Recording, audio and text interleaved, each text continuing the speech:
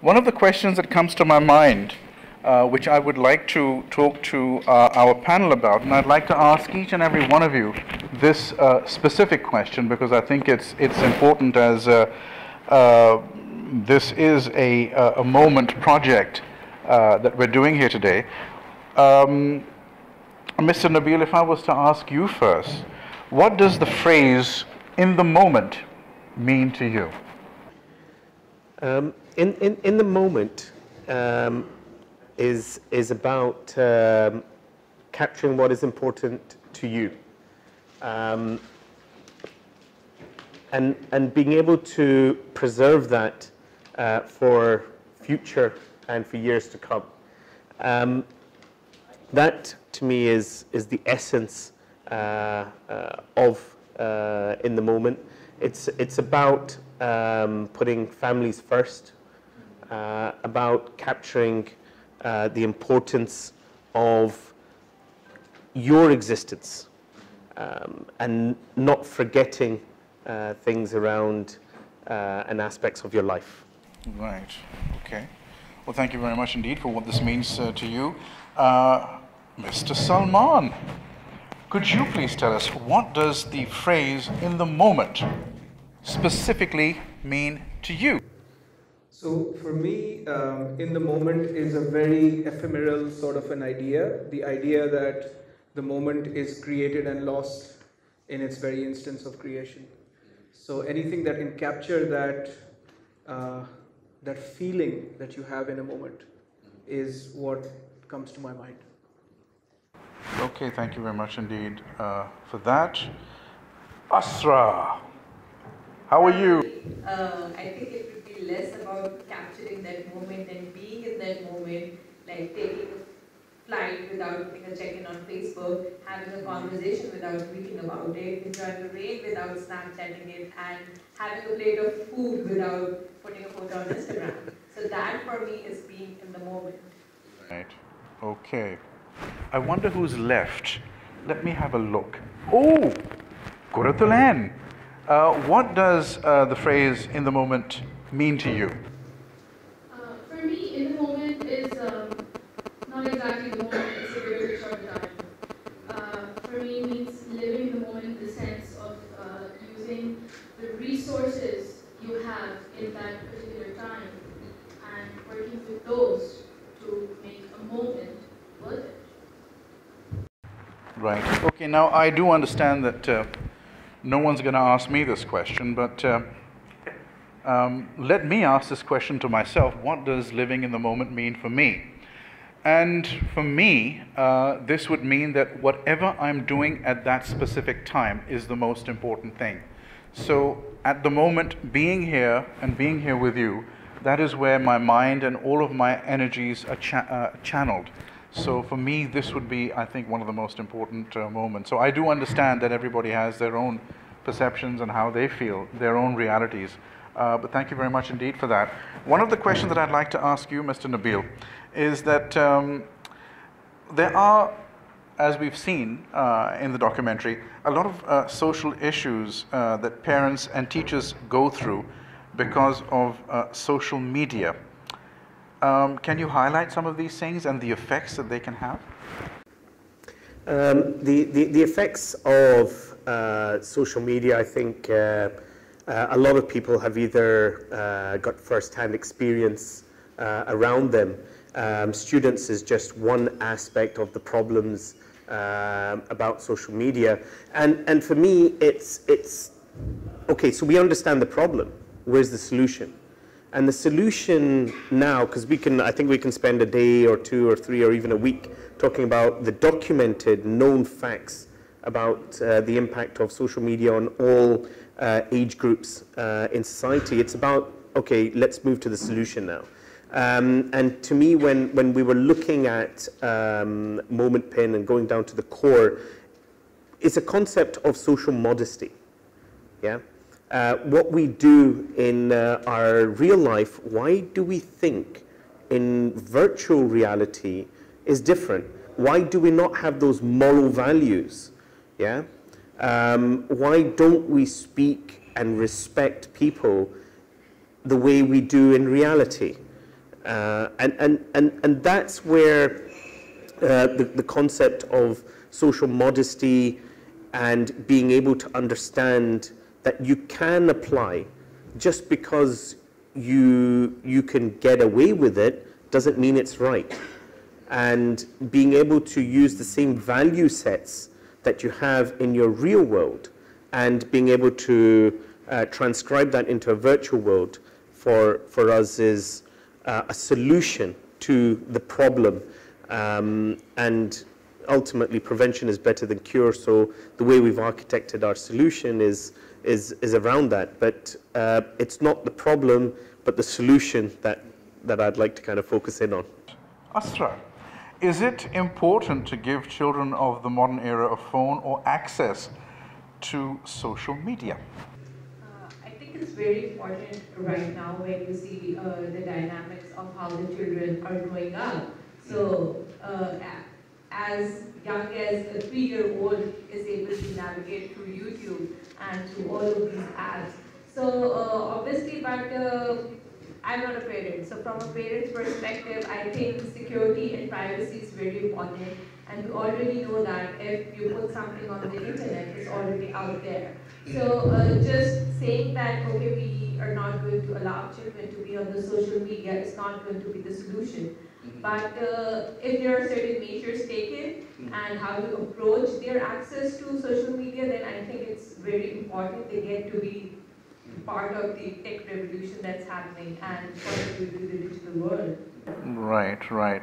Mr. Salman, it is controversial because some people say that we're not going to give a mobile phone to our children till they're this age, or we are going to give a mobile phone. You know, these are modern times. What do we do? Millennium children. Why do you think it's important for children of the modern times to have access to the digital social media, if you do think that?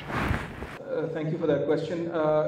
You're absolutely right. It is very controversial because we've seen that many CEOs and founders in Silicon Valley, for example, decide not to give technology to a certain age. Now, however, they're selling that same technology to the whole world, and they want billions of children to use the technology, right? So that's, in my view, that's highly hypocritical. That you want to save your children but ruin everyone else, and that makes absolutely no sense to me as a moral, ethical person. So the idea that children have technology, I think, is a given. There are devices in the house. Parents would know that as soon as they get home, the first question the child asks is, "Where's your phone?" Right? The first question. Because they want to play a game, they want to watch a video, and so even if the whole day they haven't seen or used that tech, it seems really innocuous to us as parents that you just hand over your device and then that's it. You have no clue what's going on then, unless you're actually physically sitting with the child and watching. And then half an hour, 1 hour later, you're like, give it back. But the brain's already wired. It's starting to happen inside. They're getting used to the idea of technology. And then so you're FaceTiming or you're Skyping with people who are far away. So the child is already looking at a screen. They're getting used to the idea that there's a person inside the screen. Now it just so happens that that person is a family member, but how fine is the line when it's not a family member and it's an intruder? So we're already there. This idea that it is not going to happen or that I can remove my children from this is like having a school where you insist that there will be no television at home. How is that even feasible or practical? You might do it in a small microcosm somewhere in the world. Like I know that in South Africa, there are some schools that insist that the children go to a home which doesn't have a TV. But how is that practical? Is the child not going to grow up? Are they not going to be exposed to media? Are they not going to meet people from an outside system? So looking at it from a systemic point of view, I think the idea that there can be no tech is not an answer at all. There is tech. Question is what to do when there is tech, right? So I'm not on the side of no tech. Right. I want to continue with this. If there is tech, is there a way of working with it half and half? Not too much, just a little bit. How do you bring them in? How would you suggest one brings them in a very nice way that does not leave your kid at that specific age techie? So first of all, what's wrong with the kid being techie, right? Just because we grew up in an era when tech was separate from identity, I think that many current day philosophers also talk about the idea that the human is just one part of the network and that devices are very much part of human experience. So this idea that the human is separate from technology, it's a faulty piece of logic in today's age, and going forward when you might have a neural transplant enhancing your brain and you think this is sci-fi, this is just around the corner. Elon Musk is already working on building that neural interface. So we're just one step away from augmenting our ability to interact with technology. And when that happens, this discussion will be completely redundant. So looking ahead, we need to somehow bring parenting into the digital age. I think that's the broader idea, that just like we protect our kids in the real world, we need to figure out a way as parents, as society, as humankind to protect our children from bad influences while giving them access to all the technology and all the possible means of progress that are available in the world. I think, again, not doing something is not an option. Is not. Two negatives there, but yeah. Right, thank you. That was a very interesting response. Quratulain, what do you think is online socializing, and does it work out? For me, there's no such thing as online socializing, because when you're online, you're not socializing. It's a conflict within itself. But yes, in some cases it can work. I'm going to give the very old example. You have family all over the world. You can socialize with them in that sense. However, again, even for someone like me who was at some point hooked to social media, I still believe the more online you get, the more antisocial you get, the more disconnected you are. I just kind of picking up on that point. I would tend to slightly challenge the point about socializing online. I think it is okay. I think it does, but it's about the control. It's about how much you do. It's like anything. Excess of anything is bad, right? Anything, right? But I think there is a definite space there. The ability for me to interact with people who are not there. I mean, my granddad was born in Amritsar. He migrated over, and I was sitting in Glasgow in Scotland, and I didn't get the time with him that I'd really love to get. Yes, I've got those fond memories of the face-to-face time, but if I could have my grandparents today and be living out there and ask them, hey, what's up? How are you doing? And they respond saying, yeah. And that is exactly what we're doing on Momentpin. I mean, families first, right? My mother communicates with her grandchildren, and they are just like over the moon. They're like, hey, Dadi responded to us, right? And they put a little smiley emoji, right? So I think there is a space. I think there should be a space. I mean, even in the good old days, what was socializing was the family album, right? Yeah, the family album. We used to pick it up and we look at it and we're like, yeah, remember this, remember that.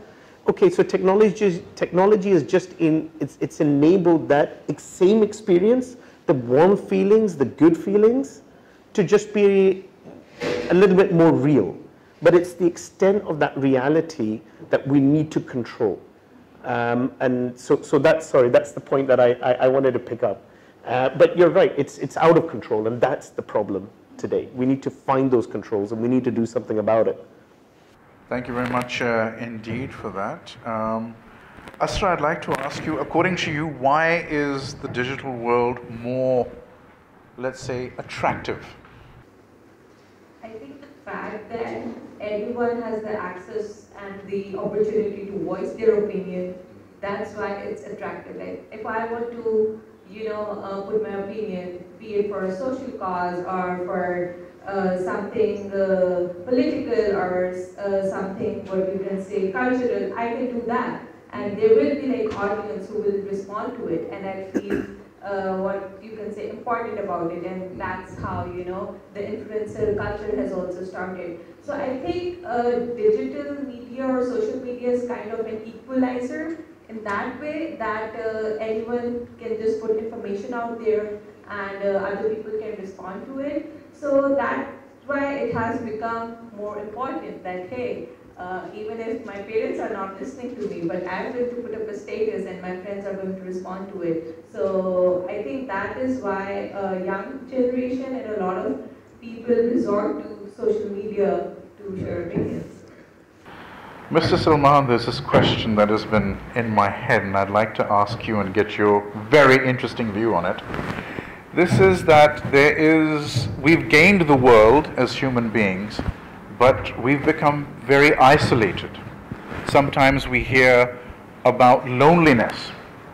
People get very lonely because they may be shut in a room and all they have is the social media with them. Specifically, I do understand, and we had a conversation yesterday on this, that Momentpin seems to want to do something about this and will do something about this. But I'd like to ask you about this isolation factor and this loneliness factor. How can we get out of that, in your opinion? It's a great question, and thank you for asking. So loneliness is a function of two things, right? One is obviously the opportunity to interact, and the other is the willingness to interact. So in the West, you see a lot of people eating alone in restaurants because it's a thing. You can eat alone. In Pakistan, if I were to eat alone, people would look at me like I was weird.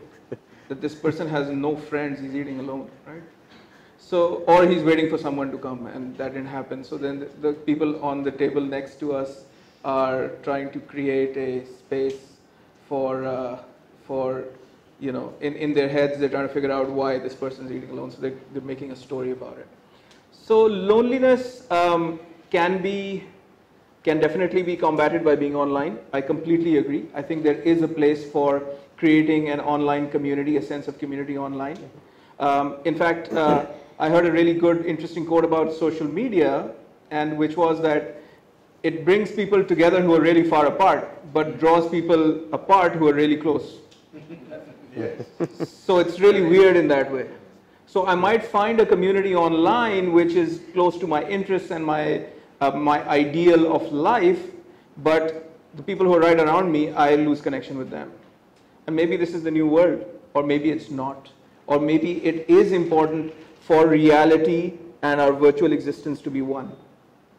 Right? The idea of the singularity where reality and virtual will be one world, one space. I think that's a really important and interesting idea that we really need to grapple with as people. I think then again a parent can answer this better, but when it comes to photographs, we do not want, you know, predators looking at their children's photographs.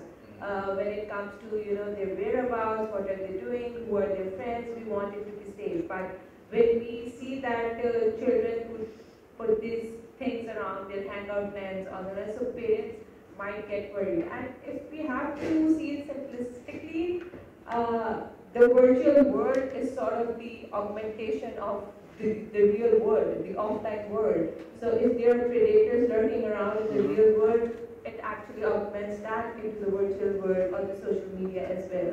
So I think privacy it's a broad term. It's from a parent's perspective, like what my child is doing or the information about my child is only known to the parents or the trusted circle, which is family or family friends, and not like displayed for public exhibition. Right, thank you. I'm going to ask you a question, Mr. Salman, and I would want to get your answer from that, and I'm going to get your answer from that as well, see how similar they are. What are the behavioral effects caused by social media in children, young adults and adults, do you think? So behavioral change is a really complex topic, and it goes deep into the psyche, and some of psyche is genetic. So a lot of it is situational and behavioral dynamics of parents and upbringing and a lot of other factors. Hassan, you touched on the idea that education model is 200 years old. It's 200, 300 maybe. It's post-industrial revolution. Let's take it from there. So the idea that we're pushing children into school and then we expect the school to take care of not only curriculum but also manners and ethics and morals even. Parents expect that from school. And in some cases with extended school hours in the West, parents drop off their children at 7:30 in the morning and see them at around 6 in the evening. And what do you expect from the child after that? So the child is with strangers, preschool, then in school, then after school. And so the strangers are actually seeing the child more than the parents are, because you go home, you get 2-3 hours with your children, then they're asleep because they have to be up at 6:30 to be in preschool. So in that model, the idea that we're expecting any kind of positive behavior from the child is extremely questionable. But in a really hands-on parenting model, so these are different models, right? In a really hands-on parenting model where the parent is engaging with the child and taking the child through the steps of learning and growth, I think that behavioral change is possible. Coming to young adults, look, there is a switch. I'm coming back to what I said. There is a switch. A child does become an adult at one point. And that's a tricky period. Children make mistakes in those moments. They do silly things.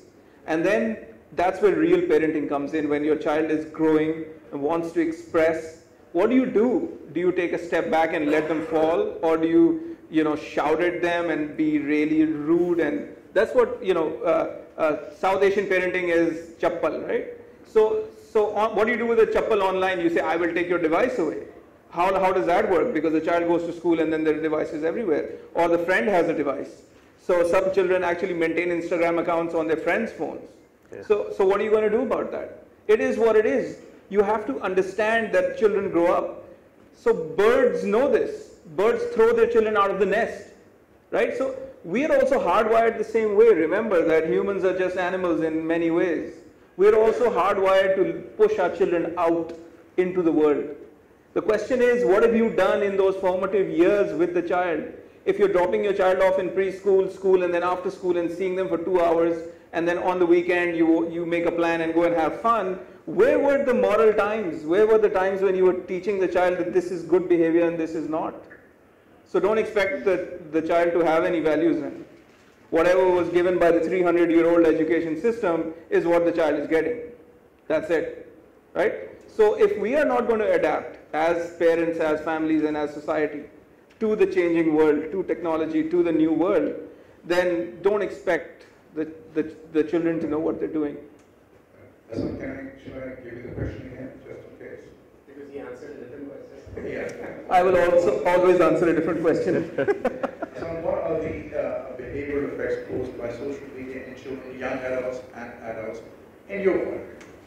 So I think social media is too recent a phenomenon to really fully understand it. It's only been around for 14, 15 years. Great, We've nice. all sort of seen it and we've grown up with it. And I can only share from an observation standpoint, what behaviors it has affected me and the people around me. Is that there's this behavioral curve that you adopt when you get on the internet. At an early age, it's all about engaging your friends. It's all about sharing and talking to them. So Facebook was that platform, and then it's now Instagram and Snapchat. And then at some point you grow tired of having those conversations with friends because you don't have that physical connection with them perhaps, and it's all about just posting about what you're up to and just consuming content about what others are up to, move towards something a little more authentic, Medium or Twitter, and you will engage people on ideas and on issues that pertain to you and maybe on a larger global scale.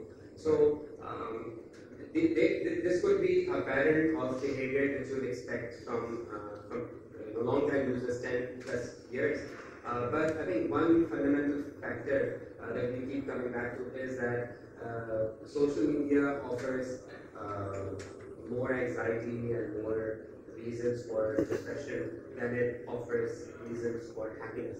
And that's because, as we mentioned earlier, and everybody, I think across the scientific community, those behavioral scientists who've done studies, is that everybody presents a more happier picture of themselves on social media. Absolutely. That's what, when I see there's a common saying that you're really sad when your friends come in second in a race, but you're very, very sad when they come in first. So, seeing your friends a little too happy, comparatively, to see them doing far better than you, that's not a nice feeling. You want them to maybe do a little better than you, but not way better than you. But if you see them vacationing, going abroad, and some people now, they take pictures in one vacation and they keep sharing them for 6 months. So that makes you wonder, are they traveling constantly? What the hell am I doing working 9 to 5? That anxiety and depression, I think it lies across all users.